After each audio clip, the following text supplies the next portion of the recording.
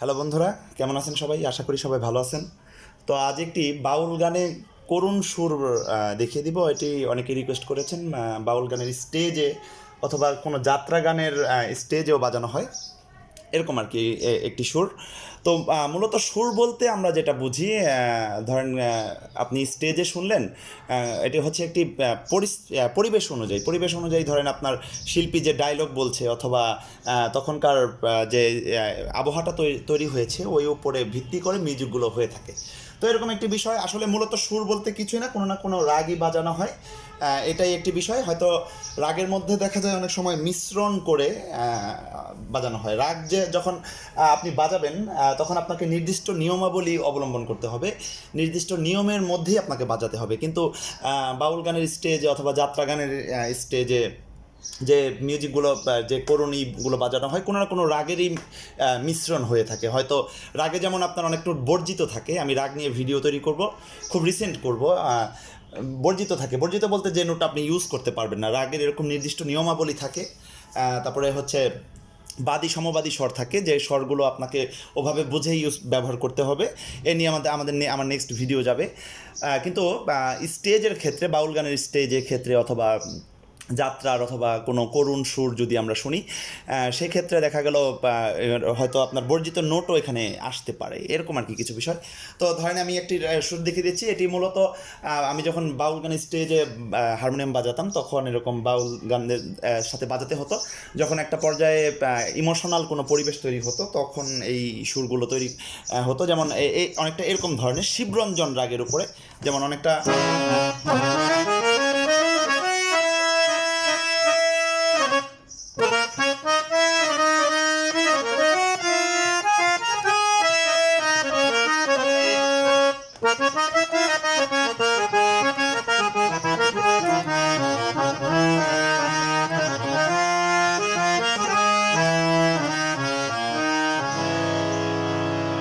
ধরেন এটা ইচ্ছে করলে অনেক টেনে টেনে বড় করা যায়, আরও বেশিও করা যায়। তো এত কিছু ইউটিউবে দেখিয়ে দেওয়া সম্ভব না। যতটুকু পসিবল আমি একটা হিন্টস দিচ্ছি, ধারণা দিচ্ছি। তারপর যদি আমার কোনো ভুল হয়ে থাকে আমাকে ক্ষমা করবেন। যারা আমার চ্যানেল একেবারে নতুন দেখছেন, সাবস্ক্রাইবার নতুন, তাদের উদ্দেশ্যে বলবো, যদি আপনি বেসিক না জানেন, ধরেন না কোনটা কোন স্কেল, সব স্কেল থেকে বাজানোর নিয়মটা না জানেন, আপনি যদি কোমল তীব্র নোটগুলো না চিনেন, অবশ্যই আমার লিসন যে 1, 2, 3 এই ভিডিওগুলো রয়েছে, এখান থেকে আপনি 10 পর্যন্ত দেখবেন। হচ্ছে 10 নম্বরে কোমল তীব্রর কথা বলা রয়েছে। এছাড়াও সব স্কেল থেকে কিভাবে বাজাতে হয় এরকম কিছু মাঝখানে ভিডিও রয়েছে, ভিডিওগুলো অবশ্যই দেখবেন। তো আমরা শুরু করি শিবরঞ্জনী রাগের যে বিষয়টা। শিবরঞ্জনী রাগে আমি একটি ভায়োলিনের ভিডিও দিয়েছি, ওর মধ্যে বলা হয়েছে শিবরঞ্জনী রাগের বিষয়টা কি। ধরেন এটাও তাই, কিন্তু এত কিছু না। এখানে আমরা ইউজ করব সা রে কোমল গা, সা রে গা পা ধা সা, উপরে নিচে তাই। তো শিবরঞ্জন রাগের হচ্ছে এই নির্দিষ্ট নিয়ম, সা রে গা পা ধা সা। সা রে গা পা ধা সা ব্যতীত আমি অন্য কোনো নোট আমি এখানে ইউজ করতে পারবো না শিবরঞ্জন রাগে। কিন্তু এখানে দেখা গেল আমি অনেক সময় মা ইউজ করতে পারি এই করুণ সুরটা বাজানোর ক্ষেত্রে, গাও ইউজ করতে পারি। এরকম আমি কিছু নোট মিলিয়ে জিলিয়ে ব্যবহার করতে পারি। যেমন আলাপ বাজানোর যে বিষয়টি আস্তে আস্তে আপনার বাড়তে হয়, কিন্তু এখানে আমি এক লাফেই দেখা গেল কোমল তারার কোমল গাতে চলে আসলাম। এরকম আর কি একটি বিষয়। তো কথা না বাড়িয়ে দেখিয়ে দিচ্ছি কীভাবে। দেখেন, প্রথমে আমি এক টান নেই, আমি একদম কোমল গা পর্যন্ত চলে আসছি, কিন্তু নির্দিষ্ট নিয়মটি কী হচ্ছে সেটা হচ্ছে সা রে গা পা ধা সা, সাথে রে গা। যেমন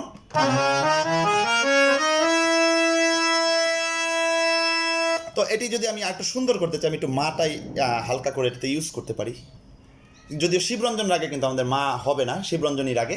কিন্তু আমরা যেহেতু বাউল গানের করুণ সুর শিখছি, আমরা ওই ব্যাপারে কথা নাই বলি। আমরা কীভাবে মানে স্টেজে কী কী বাজানো হয় এরকম কিছু আজ নিয়ে আলাপ করি। যেমন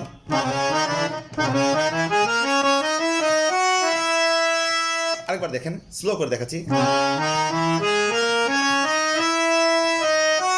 যেমন গা রে, আবার রেতে যে মাথে থেকে গাতে এসে আমি কিছু থাকতে পারি। যেমন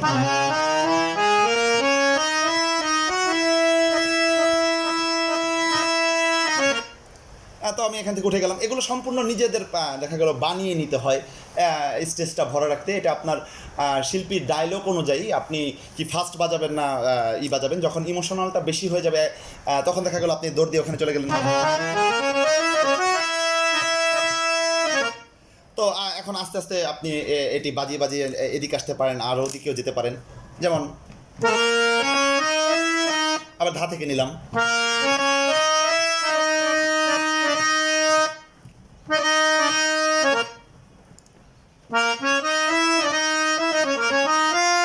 এখন আবার শুদ্ধ গাটি ইউজ করলাম, কমল গাতে ছিলাম, গা রে সা ধা সা রে গা। তারপরে যেমন শুদ্ধ গাতে যাওয়ার পরে আমি এখানে বাজাতে পারি, যেমন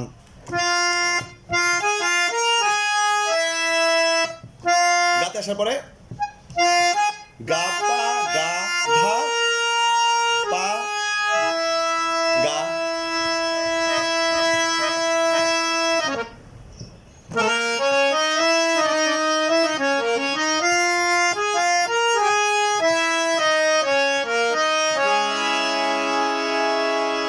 তারপর আমি আস্তে আস্তে আমি বাজিয়ে বাজিয়ে বাজিয়ে বাজিয়ে নিচের দিকে আসতে পারি, যেমন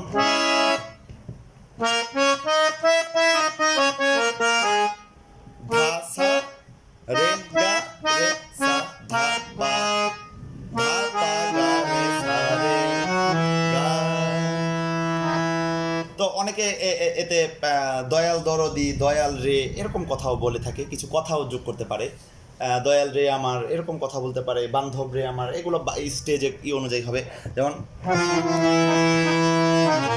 আবার এখান থেকে আমি ওই কাজটি করবো,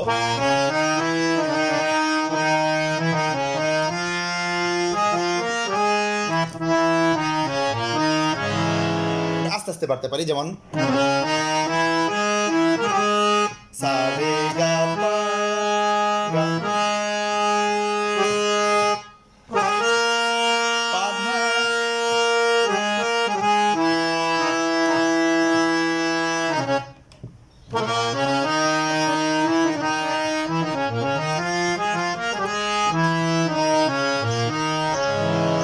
তো আমি কথা না বাড়ি আমি কয়েকবার বাজাই, আপনাদের একটা আইডিয়া চলে আসবে। হয়তো সুরটা যদি ভিতরে থাকে আর আপনারা যদি নোটগুলো জানেন, তাহলে আপনারা নিজেরাও তৈরি করে নিতে পারবেন। এটা এমন না যে খুব দ্রুত বাজাতে হবে, একেবারে স্লো করে ডায়লগের অনুযায়ী। এটা আপনি যদি হারমোনিয়াম মাস্টার হয়ে থাকেন বা নতুন হারমোনিয়াম শিখছেন এরকম হয়ে থাকে, আপনি ডায়লগের অনুযায়ী আপনি ওই শিল্পীটা ফলো করে, শিল্পী কীভাবে আছে, কোন ভাবে আছে, ওটা ফলো করে আপনি আস্তে আস্তে এই সুরটি বাজাতে থাকবেন। নিচে বাঁশিওয়ালা বাজাতে পারে, যদি ভায়োলিনে কেউ থাকে সে বাজাবে, এরকম আর একটি বিষয়। তো আমি কথা না বাড়ি একসাথে বাজিয়ে দিচ্ছি। শুধু মনে রাখবেন একটি বিষয়, আমি কী নোট ইউজ করছি। সা রে কোমল গা পা, সা রে গা পা ধা সা রে, আবার উপরেও তাই, এখানে আবার শুদ্ধ গা মাটি ইউজ করবো, গা ওই আবার এদিকেও মা গা শুদ্ধ গা এটি ইউজ করবো, এই এর উপরে। তো আমি পুরোটা কয়েকবার আমি স্লো করে শুধু বাজিয়ে যাচ্ছি, দেখবেন।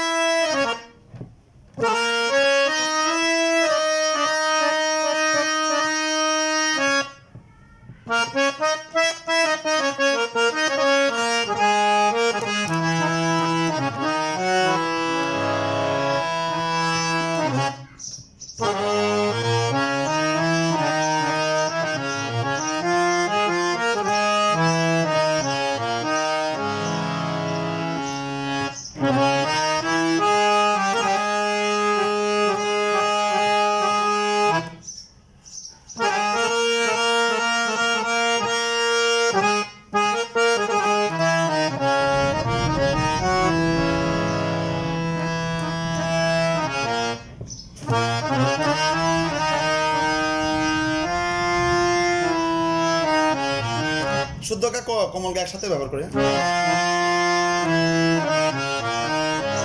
সাপোজ এখন ইমোশনাল বেশি হয়ে গেল বা ডায়লগটা কান্নাকাটি একটু মানে হয়ে বেশি শুরু হয়ে গেল, আপনি এক দৌড় দিয়ে এখন চলে যেতে পারেন।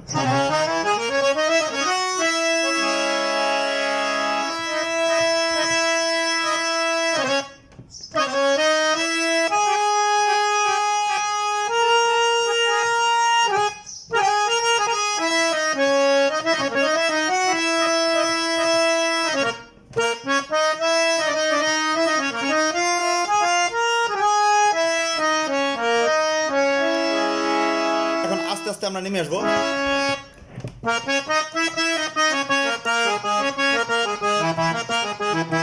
এই কাজটি তো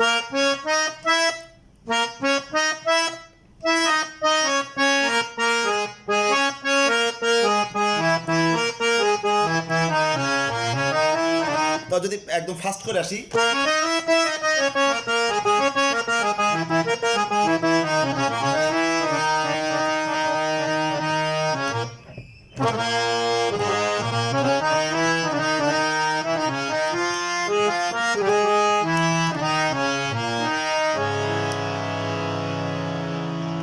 এটা তারপরে আস্তে আস্তে বাড়বে। এটা মূলত আসলে দেখা গেল আধা ঘন্টাও চলতে পারে, 15 মিনিট চলতে পারে, 20 মিনিট ধরে চলতে পারে।